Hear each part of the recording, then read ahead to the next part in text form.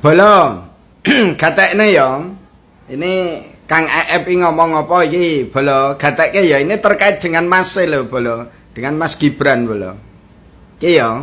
Sebetulnya, dengan adanya PSI di belakang Gibran dan dengan adanya Gerindra di belakang Prabowo, maka dua orang ini adalah dua tokoh yang bisa dibayangkan menjadi kandidat yang paling potensial untuk berhadapan.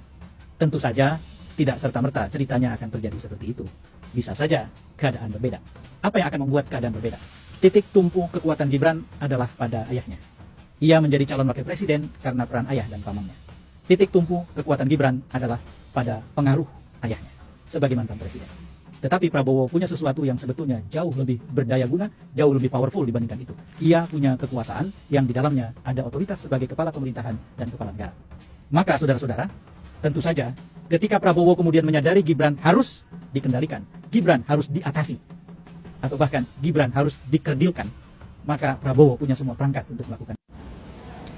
Lagi-lagi bolo, apakah yang disampaikan Kang EF ini satu analisis atau hanya sekedar prasangka dan praduga saja? Ngopo aku kok ngomong kayak gini bolo ya? Coba dikatekke. Awal-awalnya si EF ini seakan-akan memuji Mas Gibran. Kang EF mengatakan dua orang ini bisa dibayangkan yang paling potensial untuk menjadi presiden atau calon presiden di masa mendatang. Nah, kalau kita dengarkan apa kalimat yang keluar dari mulut si EF ini, bolo, kayaknya manis ya. Manis, legi, enak. Tapi coba ada kalimatnya yang seakan-akan keluar itu bagaikan madu. Tapi ternyata Kang EF ini masih ngungkit terkait dengan MK 09. Iya toh. Kalau itu bukan merupakan satu kebenaran, ya sudah gugur dari awal. Ini kadang tak pikir ini tahu konstitusi atau memang sengaja mengaburkan. Iya kan? Coba. Dan ini apakah akan diungkit terus? Nggak ada bahan lagi. Nggak ada materi lagi. Bagaimana caranya untuk mendistorsi seorang Gibran? Iya kan? Kalau kita perhatikan, hampir rata-rata sekarang ini statement, komen atau apapun itu akan menjadikan Pak Prabowo dengan Mas Gibran itu untuk saling bertentangan. Dicari celah, dicari cara, atau cari apapun yang di situ bisa memberi potensi peluang untuk membawa kepada Mas Gibran dan Pak Prabowo itu dua ordinat yang berbeda. Ini kan aneh.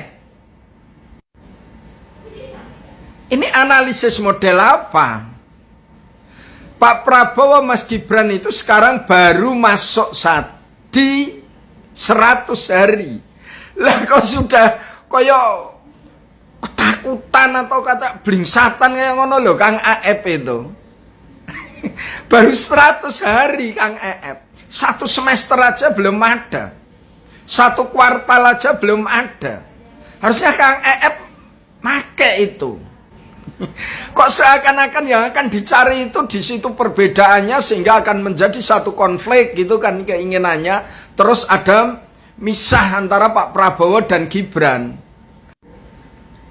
Emangnya kita ini hanya percaya gitu aja sama omongannya Kang EF. Saya nggak ngomongkan analisis lah kayak gitu, walaupun ngomongnya dengan kan mulut yang kayaknya manis itu keluar madu, ternyata opo wis sing keluar. Ndak.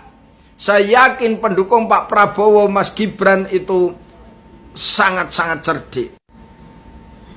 Kenapa saya menyampaikan ini? Karena dua tokoh ini saling melengkapi, saling mengisi, sehingga merupakan duit tunggal satu kekuatan yang luar biasa. Jadi kalau ada pihak yang seakan-akan akan memisahkan, akan menceraikan, akan membuat friksi antara Mas Gibran dengan Pak Prabowo, itu hanya orang-orang ya gak seneng aja. Gak seneng itu. Karena landasannya itu saya gak seneng dulu. Kang cobalah pakai historis juga, pakai sejarah, pengalaman, kejadian yang sudah. Pak Prabowo itu bukan baru sekali ini nyalon presiden kan? Pak Prabowo itu pernah nyalon wakil presiden berpasangan dengan Bu Megawati, menang, kalah. Pak Prabowo itu pernah maju sebagai calon presiden berpasangan dengan Pak Hatta Rajasa, menang, kalah. Pak Prabowo itu juga pernah maju lagi sebagai calon presiden berpasangan dengan Pak Sandiaga Uno, menang, kalah. Nah sekarang ini Pak Prabowo berpasangan dengan Mas Gibran. Ini sudah keempat kali loh. Kang pasangan dengan anak muda Mas Gibran. Menang. Nah sekarang baru di 100 hari. Kok arep ukrek-ukrek kayak gitu, itu enggak, motifnya apa gitu loh. Dan saya sebagai rakyat itu juga yakin masih bukan seperti orang yang digambarkan oleh Kang itu. Mas Gibran itu anak muda yang tahu adab, anak muda yang tahu bagaimana harus menempatkan dirinya. Kok dalam hati saya, benak saya Kang apa yang kamu lakukan dengan membuat stigma-stigma seperti itu tentang Mas Gibran? Jauh panggang dari api kalau menurut saya. Kenapa saya menyampaikan seperti ini? Karena Mas Gibran bukan orang seperti yang digambarkan oleh Kang itu tadi. Tapi Mas Gibran itu memang anak muda yang punya potensi, anak muda yang punya talenta.